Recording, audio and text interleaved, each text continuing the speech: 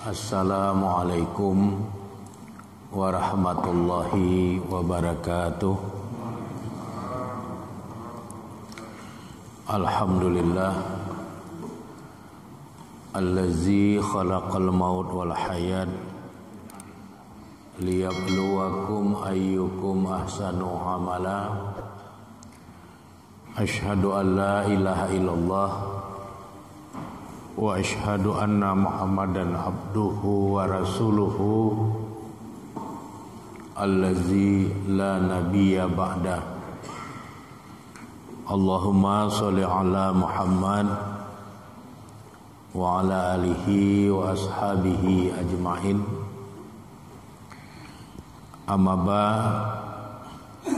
Yang saya hormati bapak-bapak dan ibu-ibu jamaah pengajian rahimakumullah, puji dan syukur kita sampaikan kehadirat Allah Subhanahu wa taala yang telah memberikan nikmat iman dan nikmat Islam kepada kita semua.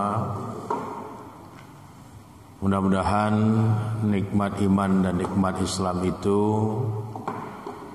dapat kita manfaatkan secara sungguh-sungguh untuk mengantarkan kita menjadi hambanya yang bertakwa.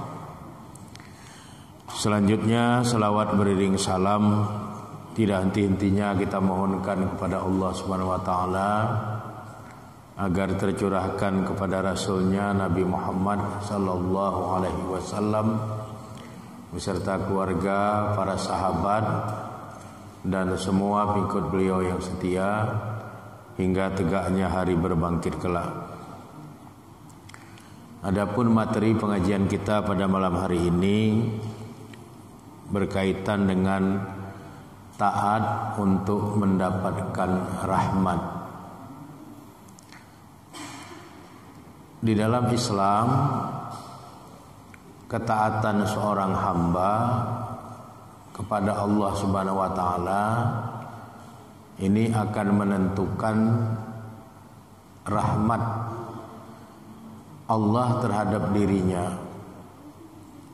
Artinya semakin taat seorang hamba, maka akan semakin banyak rahmat Allah Subhanahu wa taala yang akan datang kepada dirinya. Salah satu dari persyaratan hadirnya rahmat Allah ke dalam diri seorang hamba adalah ketaatan. Hal ini sebagaimana yang Allah firmankan di dalam surat Ali Imran ayat 132. A'udzu billahi minasyaitonir rajim. Bismillahirrahmanirrahim.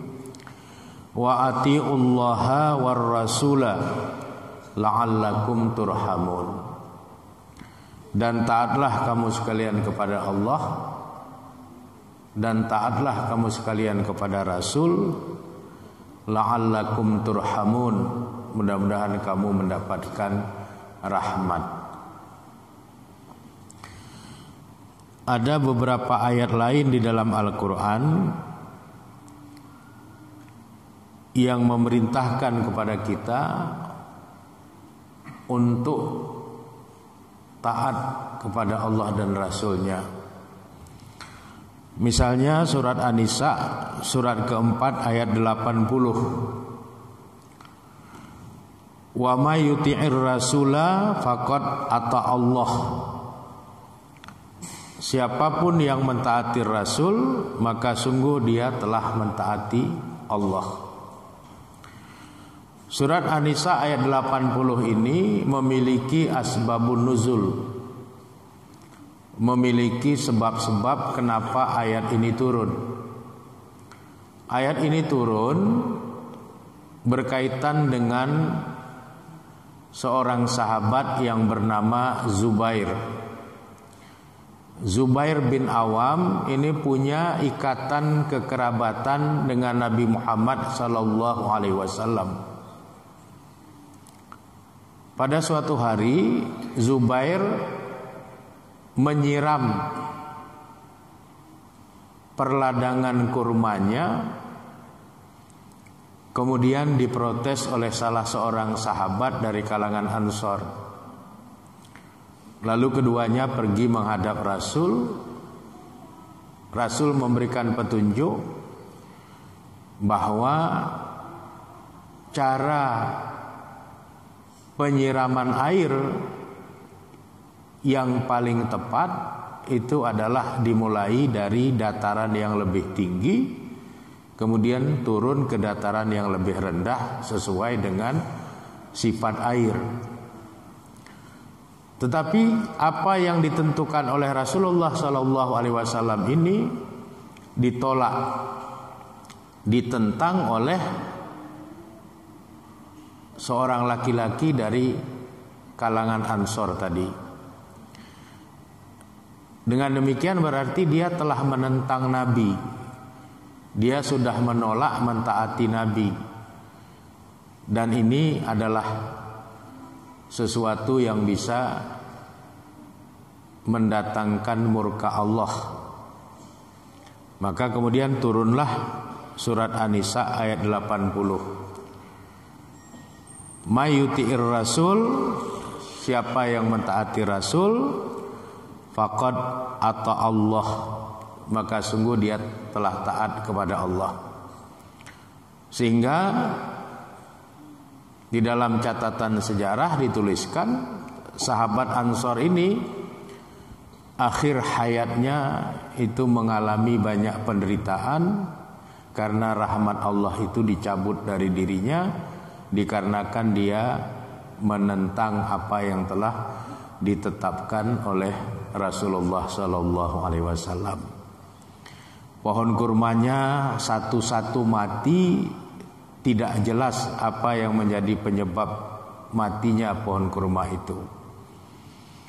Lahannya menjadi tandus, apapun yang ditanam di tanah itu tidak mau hidup, tidak mau tumbuh, sehingga akhirnya dia mengalami kesusahan-kesusahan. Akibat Allah mencabut rahmatnya dari yang bersangkutan. Na'udzubillahi min dzalik. Kemudian yang kedua, kita juga bisa menemukan perintah ketaatan kepada Rasulullah ini dalam surat Al-Hasyr, surat ke-59 ayat 7. Wa ma atakumur rasul fakhuzuhu wa ma nahakum anhu fantahu. Dan apapun yang Rasul datangkan kepadamu, fakhuzuhu, maka hendaklah kamu sekalian mengambilnya. Wa ma nahakum anhu fantahu. Dan apapun yang Rasul larang terhadap dirimu tentangnya, maka tinggalkanlah dia olehmu. Surat Al-Hasyr ayat 7 ini juga memiliki asbabun nuzul. Sebab turunnya ayat ini berkaitan dengan seorang perempuan yang bernama Ummu Ya'qub. Ummu Ya'qub ini seorang perempuan yang suka dandan. Salah satu yang dia lakukan kalau dia dandan itu mencukur alis rambutnya, mencukur alis matanya. Dan itu dilarang oleh Rasul. Kemudian diperingatkan oleh sahabat Ibnu Mas'ud. Namun Ummu Ya'qub tidak mentaati apa yang telah didatangkan oleh Rasul sebagai sebuah ketentuan hukum bahwa mencukur alis mata itu hukumnya haram. Dia tidak mematuhinya, dia menentangnya. Maka Allah mencabut rahmat dari dirinya. Sejak dia mencukur alis matanya itu, maka alis matanya tidak lagi pernah tumbuh untuk selama-lamanya. Jadi orang-orang yang menentang Rasul tidak mematuhi ketentuan-ketentuan Rasul itu, di masa itu Allah langsung menunjukkan kemahakuasaannya, di antaranya dengan mencabut rahmat Allah daripadanya. Oleh karenanya rahmat Allah ini menjadi sesuatu yang paling penting dalam kehidupan manusia, agar manusia itu tidak kehilangan rahmat Allah dari dirinya. Rasulullah Shallallahu Alaihi Wasallam sendiri,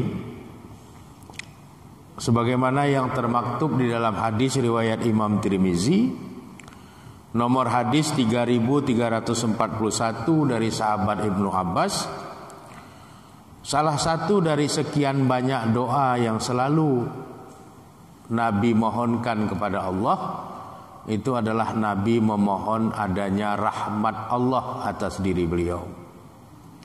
Nabi selalu berdoa dengan kalimat Allahumma inni as'aluka rahmatan min indika. Allahumma inni as'aluka, ya Allah sesungguhnya hamba bermohon kepadamu rahmatan min indika, rahmat dari sisimu. Nah, ini salah satu doa yang senantiasa dimohonkan oleh Nabi kepada Allah. Artinya Nabi sangat khawatir kalau kehilangan rahmat Allah.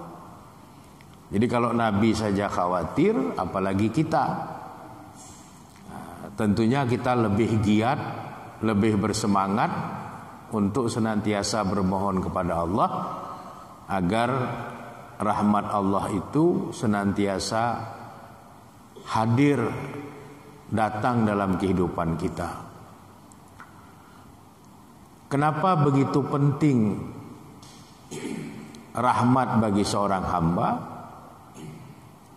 Karena kata Nabi, rahmat Allah itu punya 9 fungsi. Fungsi yang pertama, Nabi mengatakan tahdi biha qalbi.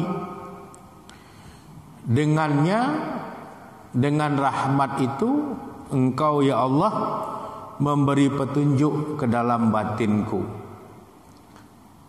Jadi orang yang mendapatkan petunjuk dari Allah itu adalah orang yang lebih dahulu hadir rahmat Allah pada dirinya.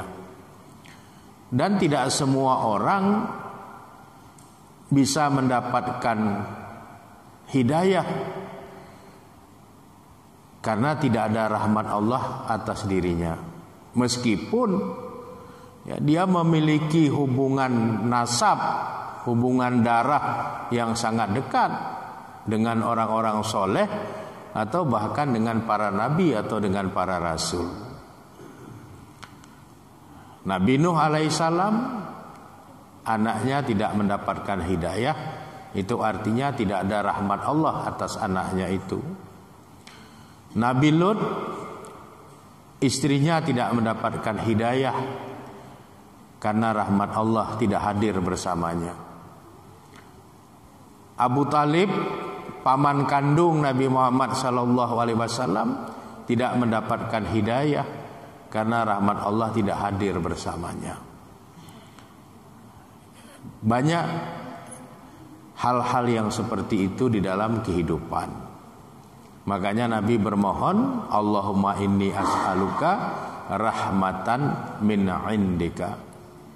Ya Allah, hamba bermohon kepadamu agar mendapatkan rahmat dari sisimu. Dengan adanya rahmat, hidup kita ini senantiasa terbimbing oleh hidayah Allah, terbimbing oleh inayah Allah, terbimbing oleh taufik Allah, sehingga taujihat arah hidup kita itu menjadi jelas, yaitu arah hidup untuk menjadi seorang hamba yang bertakwa kepadanya. Kemudian fungsi yang kedua, kata Nabi, tajma'u biha amri. Dengannya, dengan rahmat Allah itu, Engkau mengumpulkan urusanku ya Allah. Jadi kalau seseorang itu mendapatkan rahmat Allah, Allah akan mempermudah semua urusannya.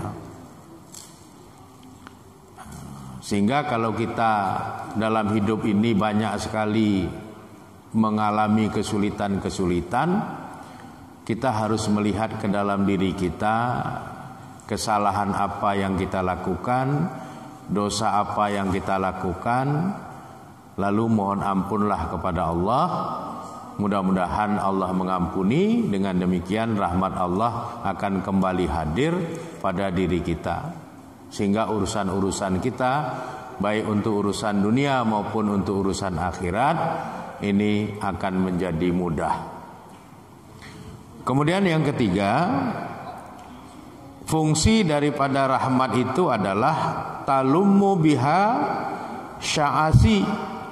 Dengannya ya Allah, Engkau cela kekacauanku.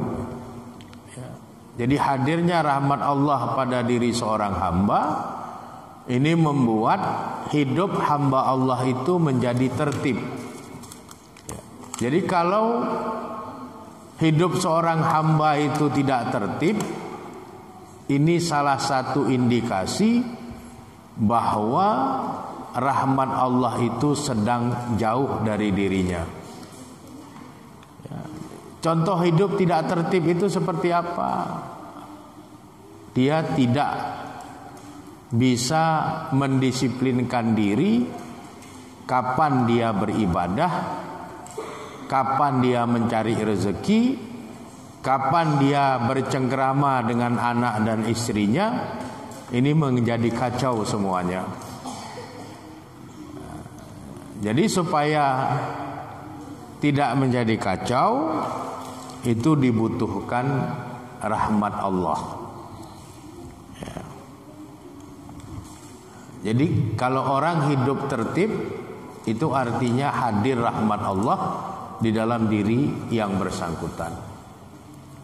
Ya. Dan ini menjadi fenomena yang lazim kita saksikan. Banyak orang sibuk, tapi sibuknya nggak tahu kita apa sibuknya. Sehingga sholat tidak, ya, pulang ke rumah tidak, anak diterlantarkan, ya, ibadah pun tidak. Ini tidak tertib. Itu artinya rahmat Allah tidak ada pada hamba Allah yang bersangkutan itu. Kemudian yang keenam, tuslihu biha ghaibi. Dengannya, dengan rahmat itu ya Allah, Engkau perbaiki apa yang tidak nampak dari diriku. Jadi keburukan-keburukan yang tidak nampak yang ada pada diri seorang hamba ini diperbaiki oleh Allah melalui rahmat yang Allah datangkan kepadanya. Jadi kalau orang di dalam batinnya itu ada kedengkian, tumbuh subur keiri hatian, kemudian menyimpan dendam berkepanjangan, ini salah satu indikasi di dalam diri hamba Allah itu tidak ada rahmat. Karena keburukan-keburukan itu hidup subur di dalam batinnya. Dan itu tidak terperbaiki karena memang rahmat Allah tidak hadir di dalam diri hamba Allah tersebut. Jadi ini harus diperhatikan. Hadirnya rahmat Allah ini mengislah, memperbaiki keburukan-keburukan yang tidak nampak yang ada di dalam batin atau diri seseorang. Kemudian yang keenam,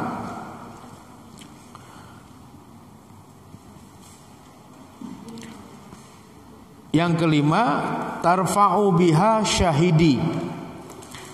Dengannya engkau angkat apa yang nampak pada diriku. Jadi perilaku-perilaku yang tidak baik, sikap yang kasar, kepribadian yang gampang marah, ingin menang sendiri dan sebagainya itu, kalau rahmat Allah itu ada pada dirinya, penyakit-penyakit seperti itu diangkat oleh Allah. Jadi kepribadian-kepribadian buruk yang terlihat dalam perilaku diangkat oleh Allah dengan hadirnya rahmat Allah pada diri yang bersangkutan. Jadi fungsi lain dari rahmat Allah itu adalah menghilangkan keburukan-keburukan yang nampak dalam perilaku seorang hamba.